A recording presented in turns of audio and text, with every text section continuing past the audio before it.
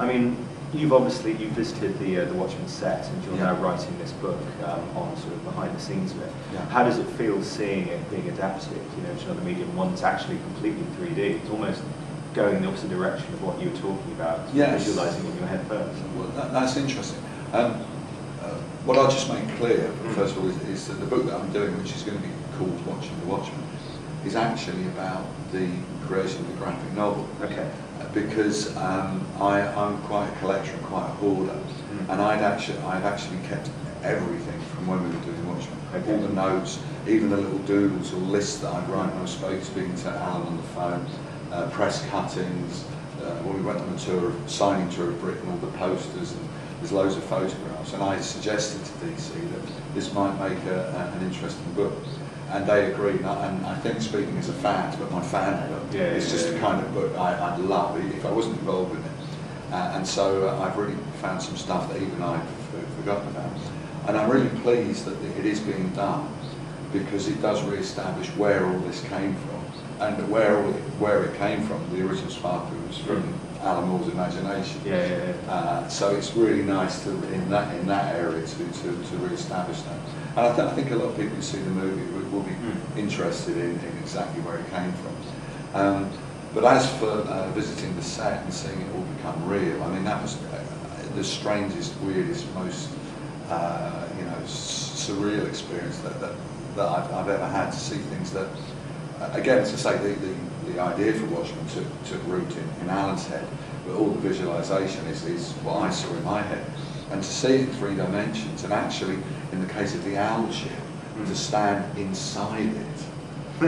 As like I had inside your own head. Yes, inside, and as I'd imagined it, what it would feel like. And everything has been so faithfully taken from the graphic novel. I mean, everywhere you looked on the set, everywhere in the production office, were images from the graphic novel, maybe blown up 6 foot high.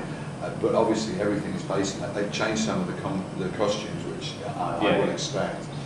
But the attention to detail it's a bit uncanny in some ways. It's like having a dream, because no matter where you went on the set, it all kind of made its own kind of Watchmen world sense. They had the comedian, his costume looks exactly like it does in the comic book, and the guy who plays it has got just the right persona. And I went and shook him by the hand, and he slapped me on the back, just like the comedian would. And I said, "Oh, I like the guns, because he's got like these chrome-plated Colt 45s."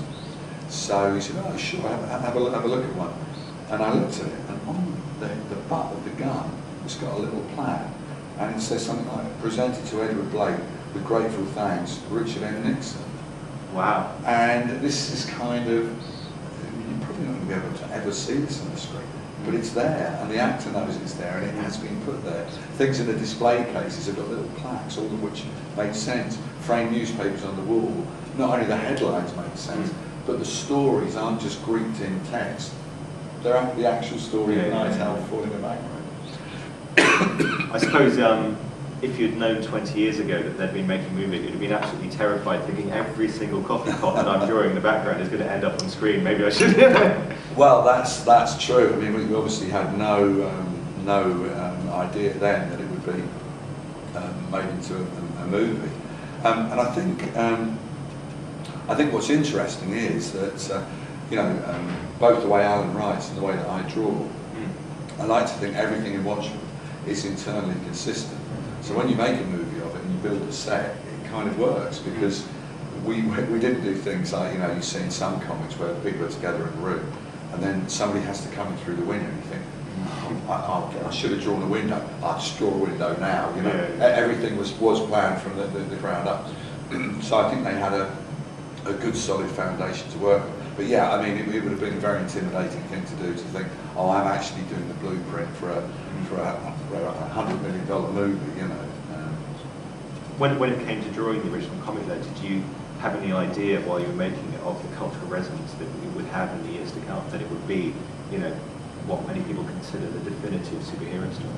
No, I mean, I don't think when you do any creative thing, you're having thoughts like that. I mean, to me and Alan, it was just, we were having the chance to do the sort of comic book that we would really like to read. So we poured all our love of superheroes and you know, a lot of the phone conversations we have, you know, the story, the names of the characters were there from the beginning with Alan, but a lot of the phone conversations we had would go on for hours, and we'd be talking about the feeling we used to get from an old Kirby comic, or a particular scene in an issue of Jimmy Olsen, something like that.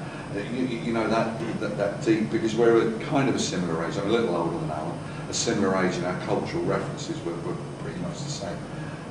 So it was an encapsulation of everything we loved about comics. The storytelling techniques that we loved that Harvey Kurtzman used to do, for instance, you know, fixed viewpoint or moving viewpoint, things that Will Eisner would do.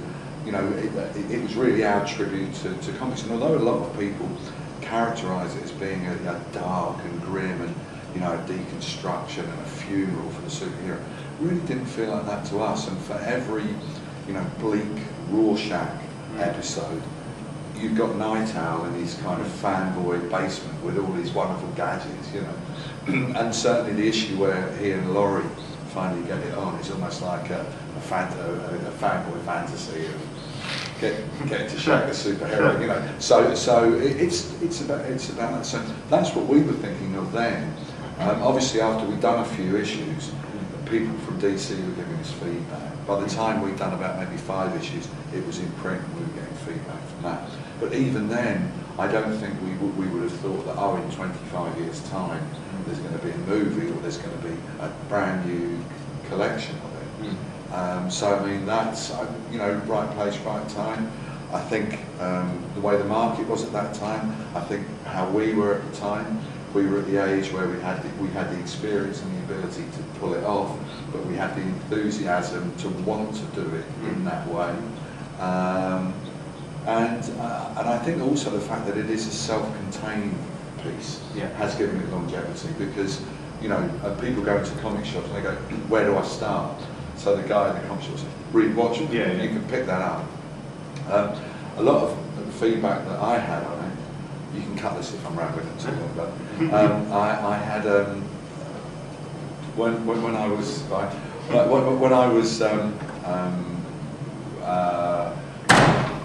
when I finished drawing the comic book and they finally collected it in a trade paperback, a guy was painting the outside of my house and was looking through the window, and he said, oh, what do you do, you know, comics? I said, yeah. He said, I used to love comics when I was a kid. He said, Superman and Batman and the Flash.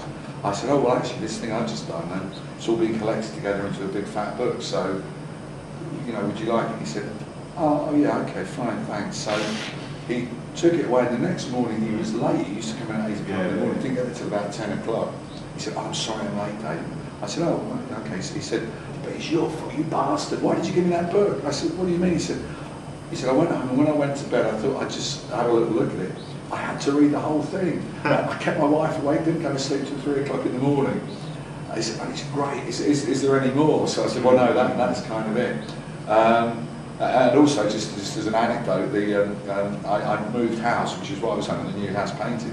And when the first copies of the individual comic books came through, the guy phoned me up and said, oh, there's a box here for you, you know, from the kind of collect, it's been delivered. I picked it up, I said, oh, it's the first issue of Watchmen, this thing I've been working on. And I said, you know, would you like a copy? And he said, oh, no, that's all right, Dave, I don't read comics. So I said, okay, fine, but just have one anyway. And a month later, he phoned me, oh, Dave, there's another box here for you. And I went back round his house and said, okay, thanks for the box. Oh, it's issue 2. And he said, Dave, could I have one? Could I have one? So, you know, it's connected with people like that. And that's something that I'm particularly proud about, that it has got a resonance with people other than comics readers, you know, that it's spread beyond that. But yeah, there was a lot of luck, there was a lot of coincidence, a lot of fortunate timing. But no, I can't say that at any time we felt, you know, this is the book that will live forever, you know.